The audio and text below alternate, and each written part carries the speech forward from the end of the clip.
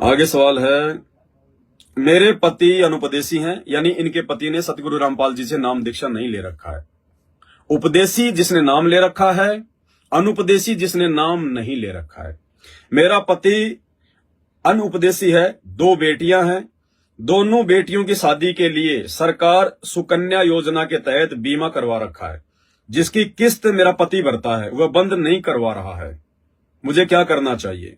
देखिए बहन, आप उपदेशी हैं, आपने नाम दीक्षा ले रखी है, और संत रामपाल जी का जो भक्ति मार्ग में उन वहां पे जो शादियां होती हैं, जिनको रमेणी कहते हैं, हम लोग ना दहेज देते हैं ना दहेज लेते हैं। सिंपल कपड़े में हमारे बच्चों की शादियां होती हैं।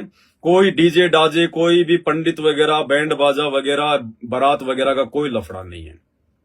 अगर नाम उपदेश लेकर अगर कोई भगत इस प्रकार की बकवाद करता है तो वो मनमान आचरण कर रहा है, वो रमेणी को रामायण बना रहा है, वो शादी नहीं कर रहा, वो ड्रामा कर रहा हो।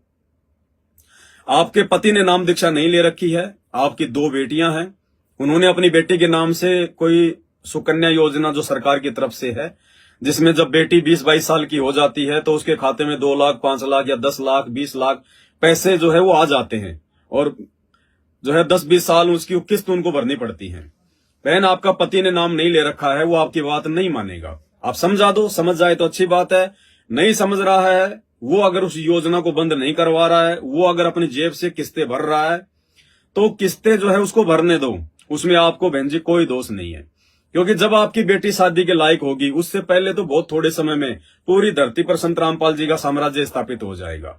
उस समय कोई शादी वादी नहीं होंगी इस प्रकार की जो आज हो रही है वर्तमान में, दिखावे की, डेकोरेशन की, दहेज की, लेन देन की, दुनिया भर का ड्रामा, 56 प्रकार के भोजन, ये कुछ नहीं होगा। वो पैसा जो आज वो किस्तें भर रहा है, वो पैसा आने वाले समय में वो परमात्मा की सेवा में काम आएगा, या फिर सरकार उस पैसे को खा जाएगी आने वाले समय में। क्योंकि आने वाले समय में सारी सरकारें फेल होने वाली हैं, सारे बैंक वांग सब भागने वाले हैं, ये कुछ नहीं, सब उल्ट पुल्ट होने वाला है। 2028 युग परिवर्तन का समय है। 2028 तक 90% सब कुछ साफ हो लेगा, केवल भक्ति बचेगी इस धरती पर, केवल अच्छे व्यक्ति बचेंगे, धार्मिक व्यक्ति बचेंगे। 1000 साल तक ये भक्ति मार्ग जो है आगे चलेगा। तो आपका पति ने अगर कोई ऐसी सुकन्या योजना में अगर रजिस्ट्रेशन किया हुआ है और वो अगर उसकी किस्तें भर रहा है, तो उसको भरने दो किस्तें, उसमें आपको कोई दोष नहीं है बहन जी। लेकिन आपने अपनी तरफ से, आप अगर जॉब करती हैं, आपने अपनी तरफ से उस किस्त में कोई सहयोग नहीं देना है। आपने वो किस्तें जमा करने के लिए भी नहीं जाना है। आपका पति जाने, उसका काम जाने, आपको उसमें कोई दोष नहीं है। हमने अपने बच्चों की शादी अपने गुरुदेव के वचन अनुसार 16 मिनट की जो रमेणी होती है उसके माध्यम से नॉर्मल तरीके से करनी है। और ये रमेणी भाई और बहनों, अगर हम सत्सेवक हैं तो हमने बहुत सोच समझ कर, देखो वर्तमान में जो सतलोक आश्रम मैनेजमेंट हरियाणा है, जो सतगुरु रामपाल जी भगवान के बेटा बेटी, ये कोऑर्डिनेटर, ये जो आश्रम जो चल रहे हैं, जो संत रामपाल जी के नाम पर, ये लोग पाखंड कर रहे हैं, ड्रामा कर रहे हैं, संत रामपाल जी के नाम को दुनिया में ये जो है ये बदनाम कर रहे हैं। ये कहने को तो कहते हैं कि दहेज रहे शादी, दहेज रहे शादी, खुद ये लोग 21-21 हजार रुपए दोनों तरफ से लेते हैं। संत रामपाल जी का परिवार, ये आश्रम, जब इन आश्रमों में जब कोई शादियां होती हैं तो ये कहते हैं कि हम दहेज मुक्त शादियां हो रही है, लेकिन नहीं, 21,000 रुपए लड़के की तरफ से, 21,000 रुपए लड़की वालों की तरफ से ये पहले रखवा लेते हैं। ये कोई दहेज मुक्त शादियां नहीं है, ड्रामा कर रहे हैं ये लोग। फिर वो लड़की देखो, वो पहन के आएगी बिल्कुल ऐसा, वो लाल पीला, वो जैसे कौन सी माता है वो, एक छोटा सा वो त्रिशूल लेके, वो राधे माँ, राधे राधे माँ, उस लड़के को राधे माँ बना के बैठाते हैं ये रमेणी में। वो लड़की देखो कैसे लाल पीले कपड़े पहन के, जैसे ब्याह शादी के स्पेशल जो बनते हैं ना जोड़े कपड़े, लहंगे वगैरह, स्पेशल कपड़ा वो लड़की पहनेगी, गले में गहना पहन रखा है, हाथों को यहां तक चूड़ियों तक भर रखा है, पता नहीं आंख कान में नाक में 20 प्रकार के बाड़े गहने, वो राधे माँ बन के आती है। और भाई तो फिर हनी सिंह बन के आएगा, फिर वो भगत जी तो हनी सिंह बन के आएगा, यो यो यो यो यो यो करता आएगा, फिर वो तो जाएगा कहां।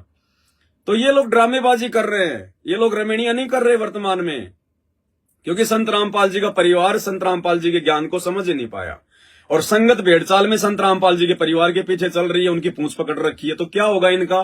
गधे की पूंछ पकड़ के चलोगे तो भैया वो सही रास्ते लेके नहीं जाएगा। तो हमने ड्रामेबाजी नहीं करनी है। वर्तमान में संत रामपाल जी के मार्ग में भयंकर ड्रामेबाजी हो रही है। हम सत्सेवक हैं भाई और बहनों, हमने बहुत सोच समझ कर रिश्ते कायम करने हैं।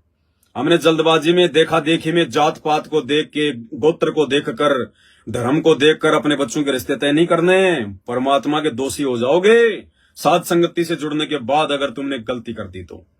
हमने बिल्कुल भी नहीं देखना कि मैं जाट हूं और मैं चमार की लड़की को मैं कैसे लेके आऊंगा, या मैं चमार हूं, पता नहीं जाट मुझे अपनी लड़की देगा कि नहीं देगा। नहीं, अगर आप गुरु जी की मर्यादा में हो और सामने वाला भी यदि सत्सेवक, अगर आप भी यदि वो सत्सेवक हो, तो कोई जात पात नहीं।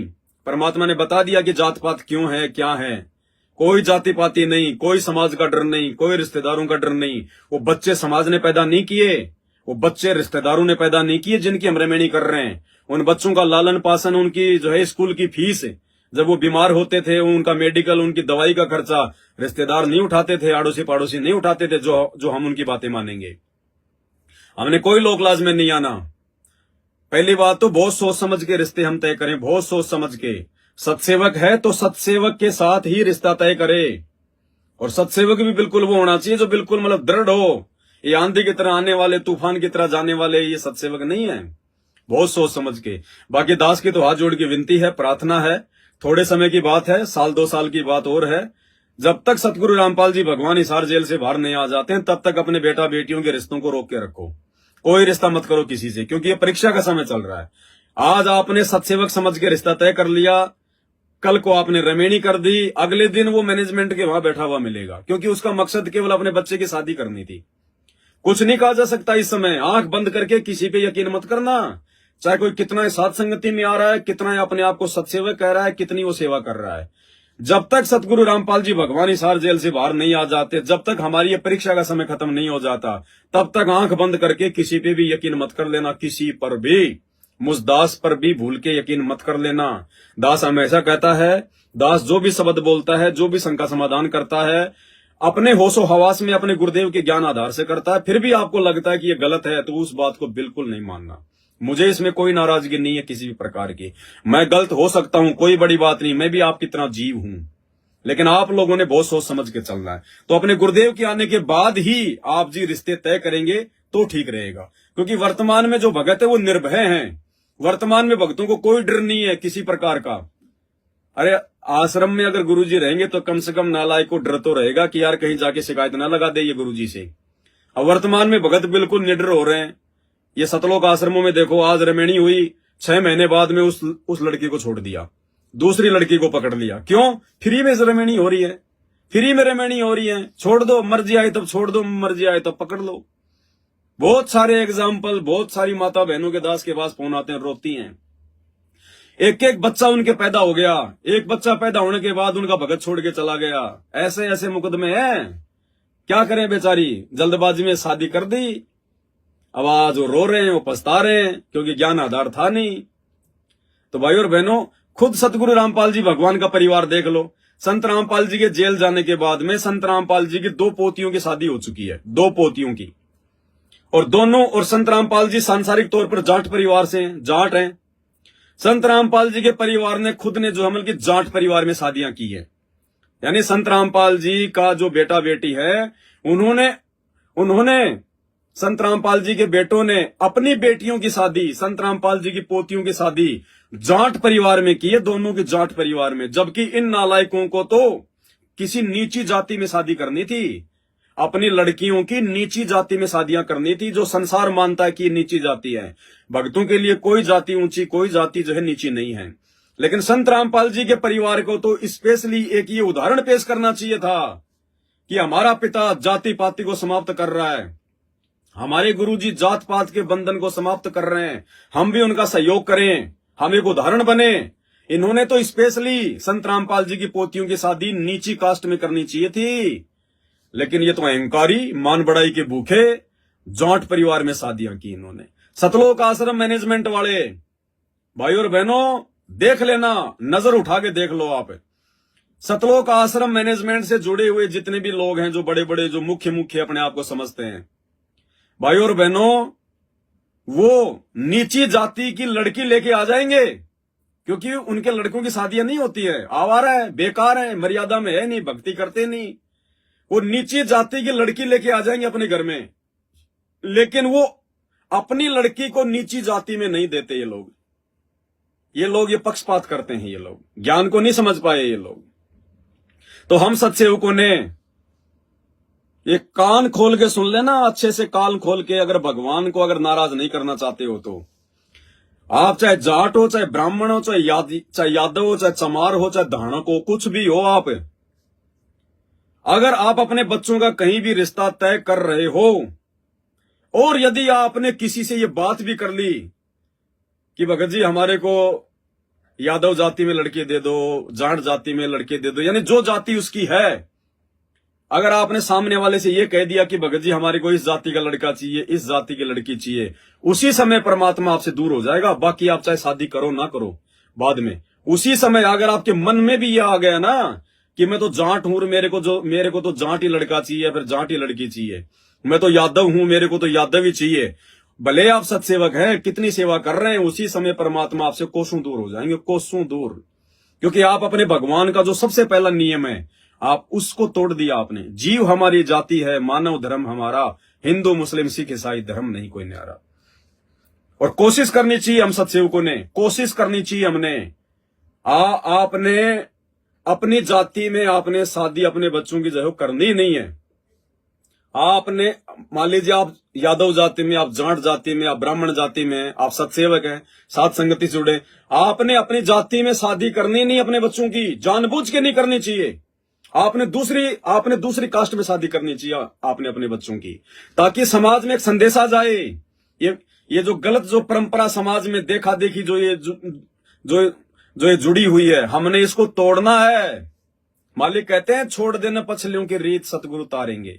तब तो हम भगत हैं और हम देखने लग गए भाई मेरी जाति की लड़की कहां मिले, मेरी जाति का लड़का कहां मिले। हम काहे के भगत हैं? हम ड्रामा कर रहे हैं। फिर हम सत्सेवक नहीं है, फिर हम संत रामपाल जी के भगत नहीं है, हम ड्रामा कर रहे हैं। ड्रामा।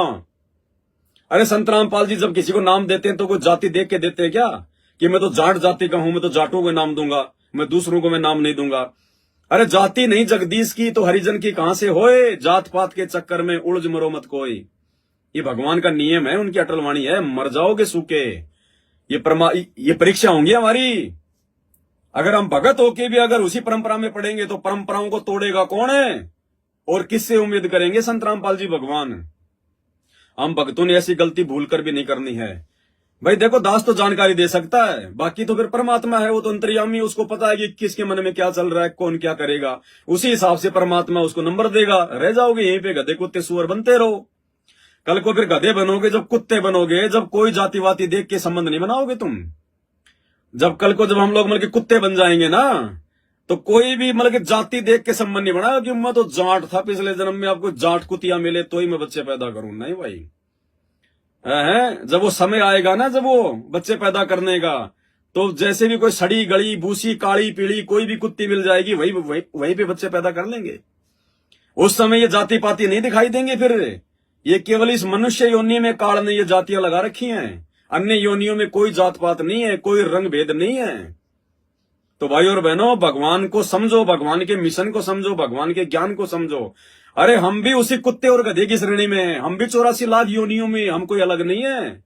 ये तो परमात्मा ने दया करके थोड़ी सी बुद्धि दे दी हमें ये भक्ति करवाने के लिए, नहीं तो आप और हम भी वही हैं। इंसान में जानवर में कोई ज्यादा अंतर नहीं है, जरा सा अंतर है, जरा सा। 300 रुपए का अंतर है, 300 रुपए का। ये 150 रुपए की टी शर्ट, 100 रुपए का लोवर है। 150 रुपए की टी शर्ट, 100 रुपए का लोवर, ये उतार दो। जानवर में इंसान में कोई अंतर नहीं है, केवल इस कपड़े ने इंसान को और जानवर को अलग कर रखा है? बाकी कोई अंतर नहीं है। अरे आप एक 50 रुपए की थाली में खाना खाते हो, जानवर जमीन पे पड़ा हुआ खा लेता है, खाली 50 रुपए का अंतर है। इंसान में और जानवर में खाली 50 रुपए का अंतर है। इंसान 50 रुपए की थाली में खाना खाता है, जानवर जो है जमीन पे पड़ा हुआ खा लेता है, बस। अरे इंसान एक मकान में सोता है, इंसान एक 4 दीवारी में एक बंद कमरे में जो हम लोग संभोग करता है, पति पत्नी संबंध बनाता है। जानवर खुले में कर लेता है, खाली एक दीवार का अंतर है और कोई अंतर नहीं है। एक पर्दे का अंतर है, इंसान में और जानवर में कोई अंतर नहीं है। बाकी बच्चे पैदा करना, खाना पीना, नहाना धोना, रोना चीखना चिल्लाना, कोई दर्द हो जाए, ये सब काम इंसान भी करता है, सब काम जानवर भी करता है। कोई अंतर नहीं है, जरा सा अंतर है जानवर में और इंसान में।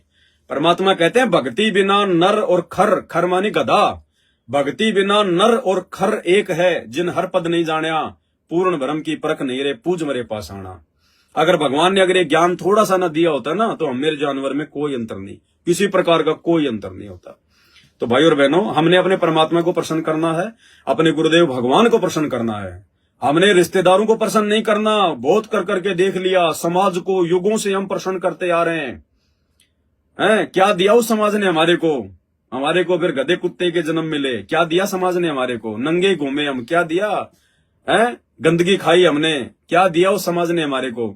आज भगवान ने मौका दिया, मानव शरीर दिया, अपनी भक्ति दे दी, अपने शरण में ले लिया, और फिर यदि हम अपने भगवान के अनुसार नहीं चलेंगे, अपनी भगवान की बातों को नहीं मानेंगे, तो फिर अगली बार फिर भगवान हमें उसी प्रोसीजर में डाल देगा। ले बेटा, बेटा तू तो समाज का प्यारा है, तू अपने गुरु जी का प्यारा नहीं है, तू तो रिश्तेदारों का प्यारा है, तू गुरु जी का प्यारा नहीं है। कुल करनी के कारण हंसा गया बिगोय, फिर यो कुल के कर लेगा जब तू चार पाया का होए। अगले जन्म में जब तू गधा बन के तेरे चार पैर लग जाएंगे, फिर ये तेरा कुल, तेरा परिवार, तेरे रिश्तेदार फिर तेरा क्या हेल्प करेंगे तेरी। जब तू नंगा घूमेगा, तेरे को कौन जो है मतलब जींस पहनाएगा, सर्दियों में कौन तेरे को रिबोक का कोट पहनाएगा कि सर्दी लग रही है हमारे फूफा जी को। वो फूफा जी और रूढ़ियों में वो गधा बन के घूम रहा होगा सर्दियों में, तब कौन आएगा कि हमारे फूफा जी को तो ठंड लग रही होगी। लगे तो लगे फूफा जी को ठंड, किसी को कोई टेंशन नहीं होगी। तो भाई और बहनों, परमात्मा पे विश्वास करना है, परमात्मा के वचन पे चलना है, ना समाज की सुननी है, ना रिश्तेदारों की सुननी है, ना किसी और की सुननी है। आत्म कल्याण के मामले में, भक्ति और मर्यादाओं के मामले में तो गुरु जी ने यहां तक कह दिया कि अपने माँ, अपने बाप, अपनी पत्नी और अपने जो है पति की भी नहीं सुननी है। बिल्कुल आत्म कल्याण के मामले में, भक्ति के मामले में तो, क्योंकि हम कुछ गलत नहीं करते, भक्ति करते हैं भगवान की, नेक नीति से चलते हैं। उसमें भी अगर कोई रोड़ा अटकाएगा तो बेशक वो माँ है, चाहे बाप है, चाहे पति है, चाहे पत्नी है, चाहे बेटा है, चाहे बेटी है, बिल्कुल उसकी बातों को नहीं मानना है। बाकी प्यार प्रेम से रहने के लिए परमात्मा ने हमें निर्देशित किया हुआ है। भगत अपनी तरफ से कोई गलती को जो है करेगा नहीं, और जबरदस्ती यदि हमें कोई फोर्स करेगा तो हमने लड़ना नहीं, झगड़ना नहीं। ज्ञान आधार से जो भी फैसले लेने होंगे वो हम लेंगे अपनी भक्ति को सुरक्षित रखने के लिए। तो हम भाई बहनों ने इस प्रकार से बहुत ही सोच समझ के भक्ति मार्ग पर एक एक कदम रखना है। अब हमने सतगुरु को प्रसन्न करना है, बस एक ही टारगेट हमारा, सतलोक, मिशन सतलोक, मिशन सतलोक, हमने सतलोक जाना है, हमारा दूसरा कोई टारगेट नहीं है। और उसके लिए जो भी संघर्ष करना पड़ेगा हम करेंगे ज्ञान आधार से। हम ना लड़ेंगे, ना डरेंगे, ना हम कोई झगड़ा करेंगे। हमारे गुरुदेव ने हमें रास्ते बता रखे हैं, ये अनमोल तत्व ज्ञान इसीलिए दिया है, बच बचाव के लिए। हम उन रास्तों को अपनाएंगे। परमात्मा कहते हैं जैसे कोई पागल कुत्ता होता है, तो पागल कुत्ते से आमने सामना नहीं किया जाता, लड़ा नहीं जाता, जो बचाव का रास्ता होता है वो हमने अपनाना है। तो इसी प्रकार जो रिश्तेदार, जो समाज वाले, जो घर परिवार वाले, जो हमारी मर्यादाओं के खिलाफ हैं, जो हमारी भक्ति के खिलाफ हैं काल प्रेरणा से, तो हमने उनके साथ में लड़ना नहीं, झगड़ना नहीं, मारपिटाई नहीं करना। हमने बचाव करना है कि भाई इन पागलों से हम कैसे बचें, कैसे अपनी मर्यादा को जो है वो सुरक्षित रखें। क्योंकि काल तो उनके अंदर इंजेक्शन लगाएगा, वो हमारे को भड़काएंगे, उकसाएंगे, वो जोश दिलाएंगे, और हम भी यदि उनके साथ में हो गए, हम भी नहीं मतलब जो है गुस्सा करने लग गए, लड़ाई झगड़ा कर दिया, थप्पड़ थप्पड़ हो गए, तो काल का तो काम हो गया सिद्ध। काल यही तो चाहता था कि ये एक बराबर हो जाए, दोनों बराबर हो जाए। तो फिर हमारे को भगवान ने ज्ञान क्यों दिया? आवत गाड़ी एक है, उल्टा होई अनेक, कहे कबीर ना उल्टी हो रहे एक की एक। कबीरा आप ठगाइए और न ठगिए कोई, आप ठगाई सुख होते हैं और ठगे दुख होई। जो तोको काटा बोवे ताको बो तू फूल, तोए फूल के फूल हैं वाको हैं त्रिशूल। एक शत्रु एक मित्र है, भूल पड़ी रे प्राण, यम की नगरी जाएगा शब्द हमारा मान। तो भगवान ने हमें क्यों बताई ये सारी बातें? रोज हमारे को नित्य नियम गुरुदेव भगवान जो है पढ़ने के लिए क्यों देते हैं? हमारी रोज परीक्षा होती है। गुरुदेव को पता है कि हमारी रोज परीक्षा होगी।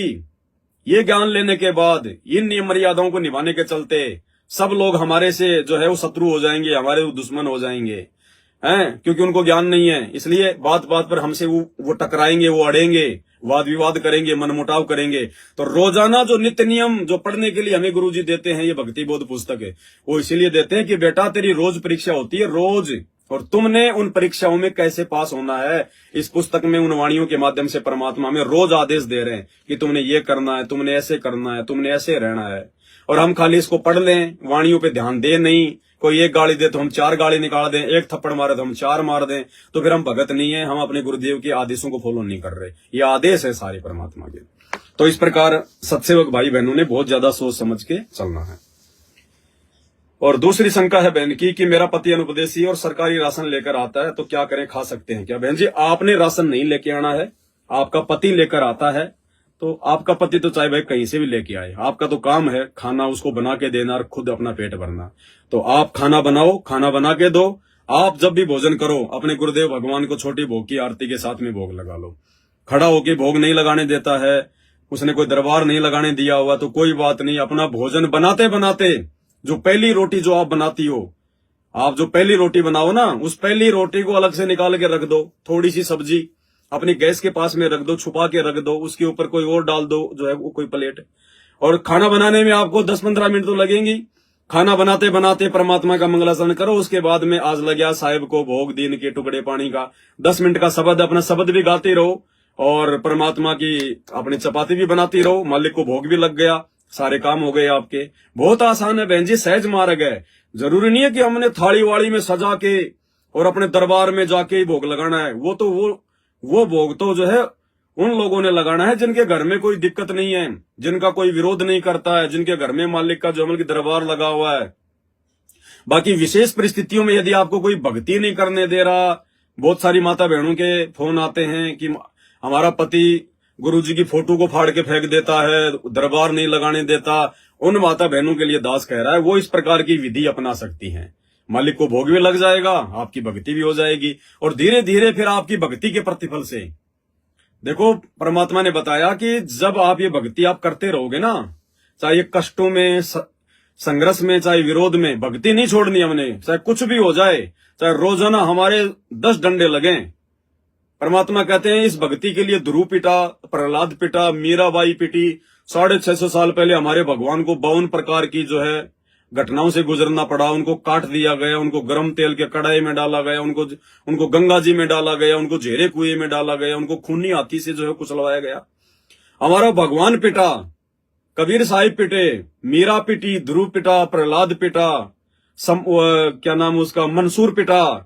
कौन नहीं पिटा? जिसने भक्ति करी वो सब पिटे। और आज देख लो खुद वही कबीर भगवान सतगुरु रामपाल जी 2-2 बार की जेल।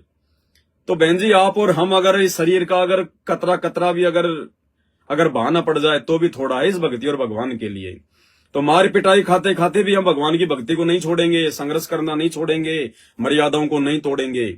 और फिर देखना एक दिन वही हमारा विरोध करने वाला, चाहे वो पति हो, चाहे सास ससुर हो, चाहे कोई भी हो बहन जी, वही एक दिन परमात्मा, अगर वो अच्छी आत्मा होगी तो उसके ऊपर आपके द्वारा की जा रही भक्ति का सूक्ष्म असर होगा, वो भी भगवान से जुड़ेगा, धीरे धीरे आपका विरोध करना वो बंद कर देगा। अन्यथा परमात्मा उसका धरती से उसका बीज नष्ट कर देगा उसका। वो चाहे आपका देवर हो, चाहे आपका पति हो, चाहे सास हो, चाहे वो ससुर हो, परमात्मा उसका बीज नष्ट कर देगा। कबीर मेरे भगत को दुख ना दीजिए कोई, मैं दुखी तो मेरा भगत दुखी तो मैं दुखी, मेरा आपा भी दुखी होए। परमात्मा बहुत नाराज हो जाता, फिर उससे मौका सबको देता भगवान, और फिर आपका सदा सदा के लिए आपका विरोध करने वाला ही समाप्त हो जाएगा आपका।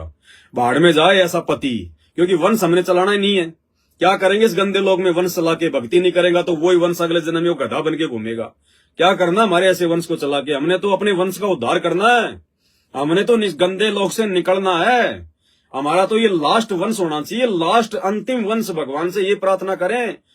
अगर किसी ने शादी भी करनी है भाई बहन ने, भाई जैसे कोई मजबूरी है और कोई भाई बहन यदि अपने घर वालों के दबाव में आकर रमेणी कर रहा है, शादी भी कर रहा है, और अगर संत रामपाल जी का ज्ञान समझ में आ गया तो उस भाई बहन ने जिन्होंने रमेणी कर ली, जिन्होंने शादी कर ली, उन्होंने शादी के बाद अपने गुरुजी से सबसे पहले यही प्रार्थना करना है। अपनी सुहाग रात मनाने से पहले सबसे पहले उन भाई बहनों ने परमात्मा से यही प्रार्थना करना कि परमात्मा हमारा वंश ना चले।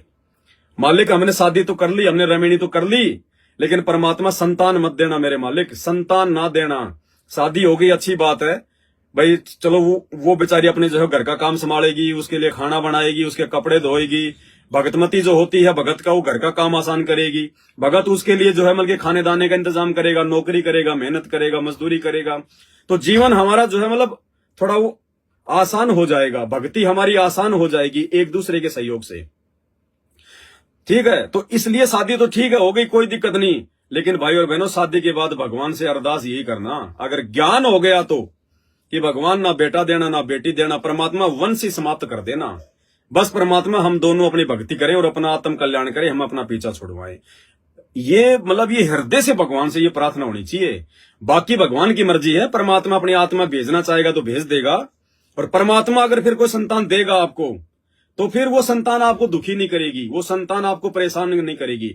वो संतान फिर आपके वो संस्कार की संतान नहीं होगी, वो आपके कोई ऋण संबंध वाली संतान नहीं होगी। वो जब आप ये प्रार्थना कर लोगे कि भगवान अब हमारा बीज नष्ट कर दो, मालिक कोई वंश हमारा बिल्कुल ना चलाना, कोई बेटा बेटी ना देना, परमात्मा रमणीय तो हो गई लेकिन संतान ना देना, तो आपके भाग्य में अगर कोई बुरी संतान भी आनी थी, अगर कोई बुरा बेटा बेटी भी आनी थी जो आगे चल के आपकी भक्ति में आपके बाधक जो है वो बन जाते, या फिर पैदा होते 6 महीने बाद में उसको मरना था, कोई ऐसा उसका संस्कार था, आपको भी दुखी करता, हॉस्पिटल में वो भी दुखी होता, आपका पैसा भी बर्बाद होता। जब आप इस प्रकार की प्रार्थना अपने गुरुजी से शादी के बाद में करोगे तो परमात्मा आपकी उन औलादों के संस्कार को काट देगा और परमात्मा अपनी मर्जी से अपनी आत्मा को फिर आपके जो है वो घर में भेजेगा आपके संतान रूप से। फिर वो ना कभी आपको हॉस्पिटल में दुखी करेगी, ना वो बड़ा होकर आपकी भक्ति में बाधक बनेगा, क्योंकि वो मालिक की आत्मा पिछले जन्म का अंश है। वो भक्ति करेगा, आपकी भी सेवा करेगा, अपना भी आत्म कल्याण वो करवाएगा। तो मालिक की मर्जी है, मालिक संतान दे या ना दे वो बाद की बात है, लेकिन हमने संतान के लिए भगवान से हाथ जोड़ लेना है। भाई और बहनों, ये बातें आपको साथ संगति में सुनने को मिलेंगी, बाकी ये बातें आपको कहीं नहीं मिलेंगी, क्योंकि साथ संगति में जो भी शब्द निकलते हैं परमात्मा की प्रेरणा से निकलते हैं। मैं इस प्रकार की बातें कोई पहले कोई लिख कर या कोई सोच कर नहीं बैठता हूं, ऑटोमेटिक परमात्मा मुंह से निकलवाता है कि अब आगे हर भगत भाई का जब वो रमणी करें तो सुहाग रात से पहले उनकी सबसे पहले उन दोनों को मालिक के दरबार में जाके उनको दंडोत करके यही प्रार्थना करनी है कि भगवान संतान ना देना, वंश मत चलाना, परमात्मा बीज नष्ट कर दो मेरे मालिक, और हमारा भी उद्धार कर दो इस गंदे लोक से, हमें जड़ से समाप्त कर दो, परमात्मा निकाल दो, हमारा मोक्ष कर दो। ये हमारी सबसे पहली प्रार्थना भगवान से होनी चाहिए रमणी के बाद में। बाकी फिर मालिक की मौज है, परमात्मा संतान दे या ना दे वो फिर वो प्रसाद होगा परमात्मा का, वो नेक संतान होगी, वो आपको दुखी नहीं करेगी, ना वो संतान दुखी होगी कभी, वो फिर बाद की बात है। तो बहन जी अगर वो राशन लेके आते हैं तो कोई दिक्कत नहीं है, आप उनको खाना बना के दो, आप भी अपने भगवान को भोग लगाओ और अपनी भक्ति करो मालिक की।